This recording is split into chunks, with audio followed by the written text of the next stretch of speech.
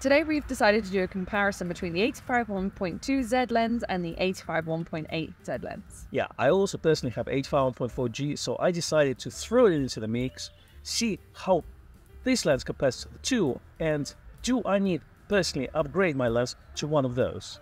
The answer is, we'll find out later in this video. Stay with us. Please. For riveting action. Don't leave.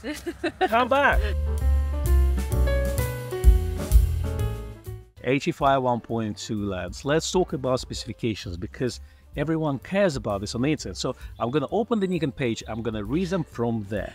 So 15 elements in 10 groups, including one ED element, 2 aspherical elements, and nanocrystal coat on those elements. Can you imagine this? How is it important?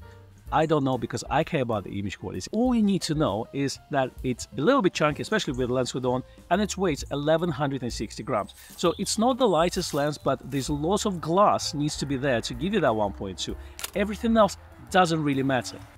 Now, for me, the more important bit, the part of the image quality, is the handling of the lens. And paired with a body like Niikor Z8 or Z9, it feels really, really well.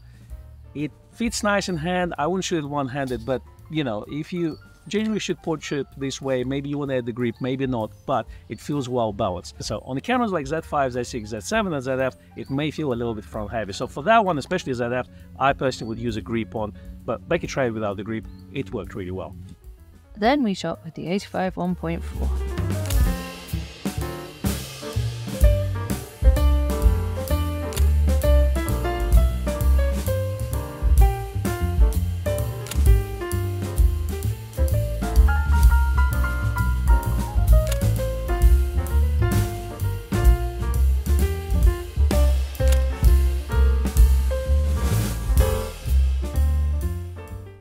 Now we're going to shoot with the 85 1.S.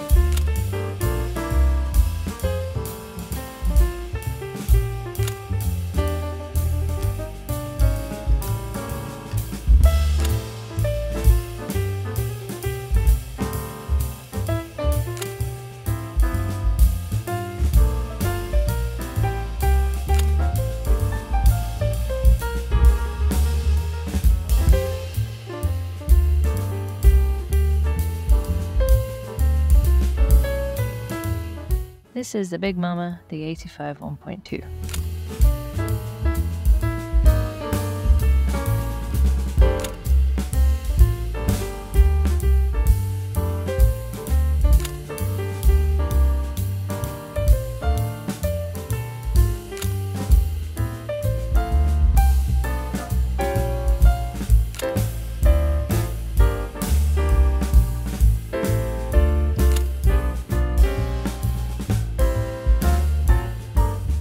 So tell me your thoughts from those experiments. All right, 85 1.2 for me, I think it's a clear winner, but 85 1.4G is so close at 1.4 that for me, yes, 85 1.2 is better, but I need to really justify the budget.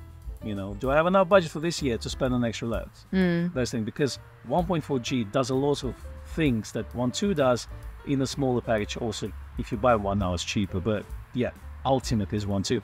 Now, a lot of people say that Z85 1.8 is better than 1.4G. Not for me.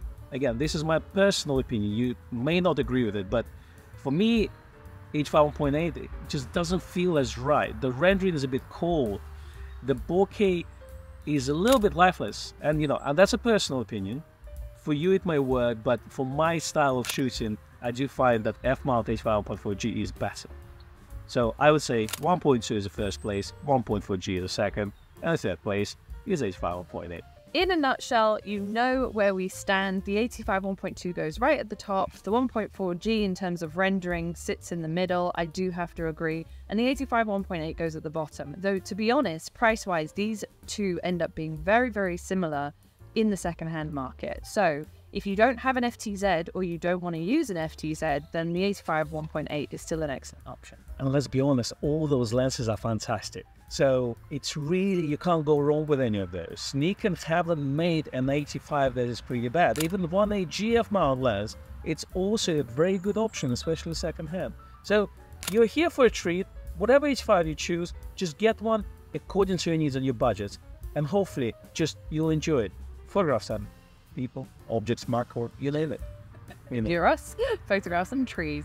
Thank you very much for watching. Please give us a like and a subscribe. And if you found this video super useful, there is super thanks as well. Take it if you can. Open it all. No, through the forest.